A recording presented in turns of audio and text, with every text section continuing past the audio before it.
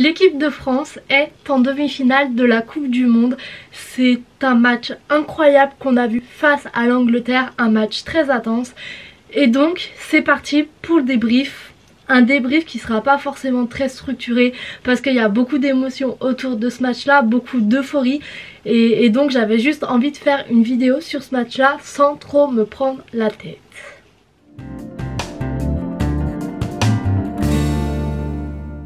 Pour commencer le débrief de ce match là, je voulais revenir sur un joueur, sur Hugo Lloris, parce qu'il a été beaucoup critiqué durant toute cette semaine par la presse anglaise notamment, et on voit qu'il répond toujours présent. Il a fait un match vraiment incroyable où il nous a sauvés plusieurs fois, il a fait 6 arrêts au total et oui, il a quand même encaissé un penalty.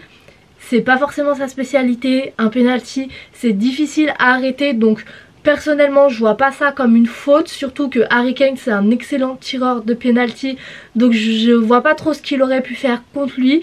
Mais sinon il fait un match presque parfait, je dirais. Il fait peut-être encore une erreur mais qui ne coûte pas de but, donc pour moi c'est pas vraiment important.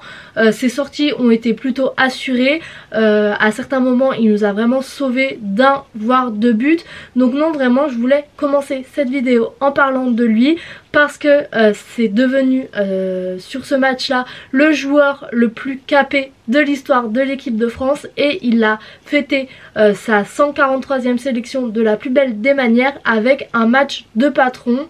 Pour moi il peut concourir au trophée d'homme du match sur ce France-Angleterre. Ensuite, maintenant, d'une manière générale, j'ai trouvé ce match très dur à voir, à regarder et à analyser. Parce que c'est vrai qu'on a été très dominé, que ce soit dans la possession, dans la présence devant le but, dans le nombre de tirs. C'est pas nous qui avons été le plus flamboyants. Dans les duels aussi gagnés, ça a été très compliqué.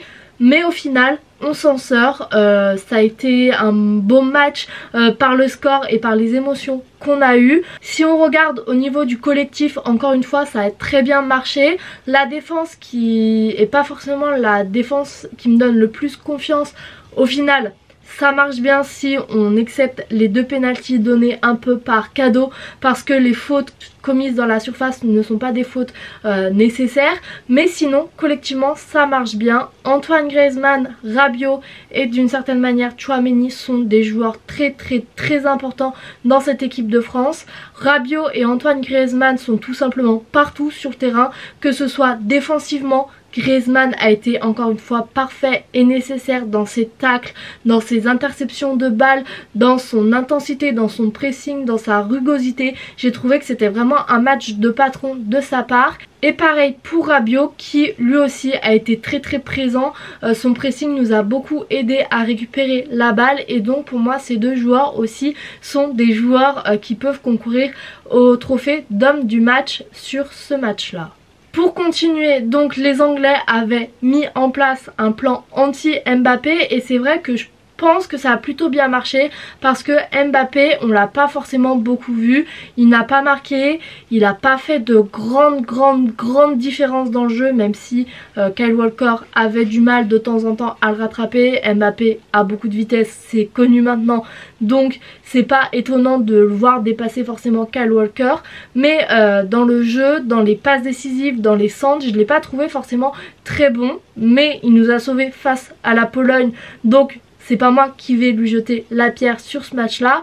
Et au final le plan anti-Mbappé a marché, mais les Anglais ont juste oublié une chose, c'est que dans cette équipe, dans l'équipe de France, on a des joueurs fabuleux à tous les postes, que ce soit Tchouaméni qui ouvre le score, que ce soit Giroud qui permet de nous qualifier. On a des très bons joueurs qui répondent présents quand on en a besoin. Tchouaméni, après son but, ça a été un match un peu compliqué, c'est lui qui donne le premier penalty.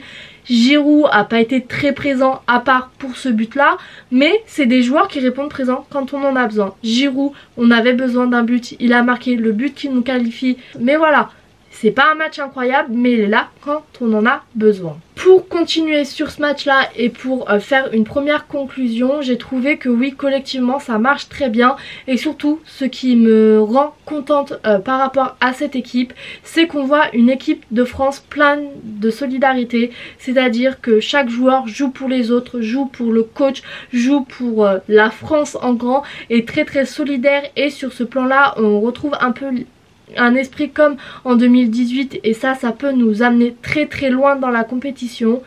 Et c'est aussi une équipe de France pleine de résilience et d'abnégation, c'est à dire que c'est une équipe qui n'hésite pas à tout faire pour défendre, qui n'hésite pas à tout donner pour défendre un avantage, un match nul. On l'a vu ce soir là, et c'est quelque chose qui est important pour moi, parce que des moments difficiles dans les matchs on risque d'en avoir dans la suite de la compétition.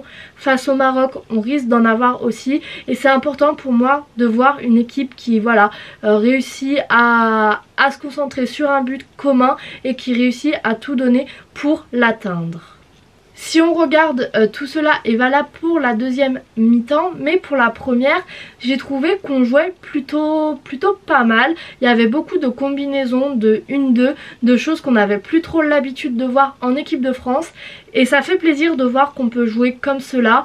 En deuxième période j'ai pas trop compris quel était notre plan de jeu, notre système de jeu, quel était notre but. Si c'était seulement de défendre le 1-0, j'espère que ce match là aura montré à Didier Deschamps que c'est absolument pas comme ça qu'on doit jouer. On doit continuer à pousser, on doit continuer à essayer d'aller marquer. On voit que dès qu'on met un petit coup d'accélérateur on y arrive, donc j'aimerais bien qu'on continue à jouer comme ça quand il y a 1-0. Quand il y a 2-0 qu'on commence à faire que défendre, ça me dérange pas forcément, mais à 1-0 on n'a pas assez de marge, donc j'aimerais qu'on continue à presser, qu'on continue à aller de l'avant comme on le faisait en première mi-temps, à appuyer là où ça fait mal, parce que même si l'équipe d'Angleterre était quand même en place, on arrivait assez facilement à jouer sur les côtés. C'est d'ailleurs les endroits où on a le plus joué, à droite et à gauche, à peu près pareil. Donc oui, pour moi c'est important de continuer à aller de l'avant. Pour conclure cette partie sur l'équipe de France, ce que je trouve incroyable avec cette équipe, c'est l'esprit d'équipe qu'on arrive à développer en peu de temps, parce que avant la Coupe du Monde ça me paraissait un peu compliqué dans cette équipe, il n'y avait pas forcément une extrêmement bonne ambiance, et là avec cette Coupe du Monde, Didier Deschamps a réussi à réunir un groupe où il y a de l'ambiance, où il y a une très bonne entente, en tout cas de ce qu'on voit de l'extérieur, et ça fait plaisir à voir, d'autant plus qu'on a beaucoup de blessés, donc ça pouvait aussi jouer là-dessus. On a beaucoup de blessés qui sont des leaders, je pense notamment à Pogba et Kimpembe, qui était peut-être un peu plus pour l'ambiance dans les vestiaires qu'un vrai leader sur le terrain, mais c'est quand même des joueurs assez importants pour l'ambiance du vestiaire. Donc moi c'est ça qui me faisait un peu peur avant la Coupe du Monde. Et au final, on se rend compte que même avec beaucoup de blessés, on arrive à avoir une équipe qui d'une a l'air d'avoir une très belle ambiance dans les vestiaires, entre eux une très belle cohésion, et qui en plus réussit à performer sur le terrain. Alors certes peut-être moins bien qu'en 2018, et certainement moins bien que si on avait Pogba et Kanté, mais qui quand même réussit à gagner et qui réussit à faire des très beaux matchs. Donc ça c'est un peu une surprise, j'avais très peur de l'ambiance, du jeu qu'on allait retrouver, et au final oui c'est une belle surprise et ça fait plaisir à voir.